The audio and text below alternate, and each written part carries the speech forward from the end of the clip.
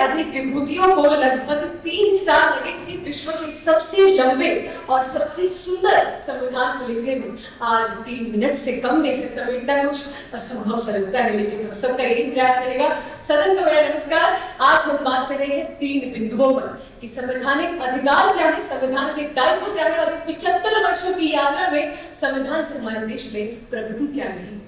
जब 28 राज्य, 8 केंद्र शासित प्रदेश, 103 प्रशासनिक विभाग, 800 जिले, 4000 शहर, 8000 कस्बे, 6.5 लाख गांव और 140 करोड़ की आबादी को जोड़ दे तो बनता है एक अखंड भारत। और भारत की इसी अखंडता की बुनियाद है हमारा संविधान।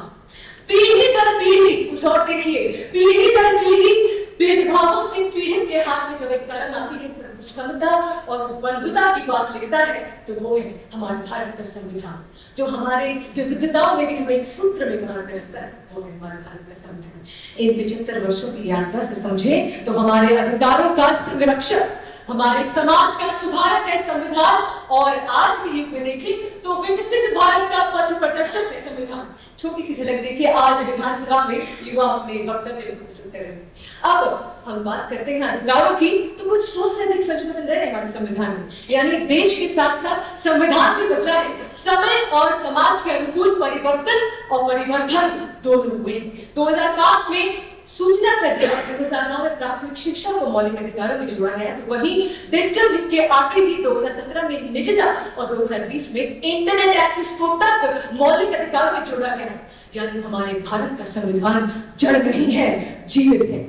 लेकिन मान्यता रोजमर्रा में हम संविधान की बात करते नहीं है, ये रोजमर्रा की चर्चा का विषय नहीं है संविधान। लेकिन जब घर में बेटियों को बेटों से प्यार का अधिकार मिले तब घर में ही संविधान जिंदा है।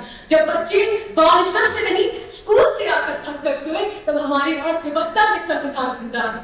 जब हम भूमि, जल, वायु का प्रदूषण नहीं पूजन करें तब हमारे संस्कारों में संविधान जिंदा है। और दुर्घटना घटे तो विघ्नों के लिए मदद के लिए आगे बढ़ जाए तब हमारा सब में समाज में संविधान जिंदा है।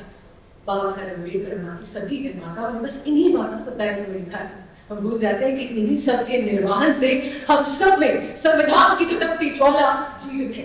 अब प्रगति की बात करें तो भारत एक ऐसा देश है जिसने गणित को खोजा, ग्रहों को खोजा, शून्य से पूर्णता देने को, और आज संविधान के आने पर उपग्रह बनाया, चंद्र पर पहुंचा, सफलता का रास्ता दिखाया विश्व को, परमाणु ताकत बनाओ, मिसाइल बनाई, अब अंतरिक्ष में तिरंगा लहरा रहे हैं, भूगोल को समझा, खगोल को समझा, अब मंगल पर मंगल गीत गाएंगे, अब मंगल पर मंगल गीत है। बहुत बहुत धन्यवाद।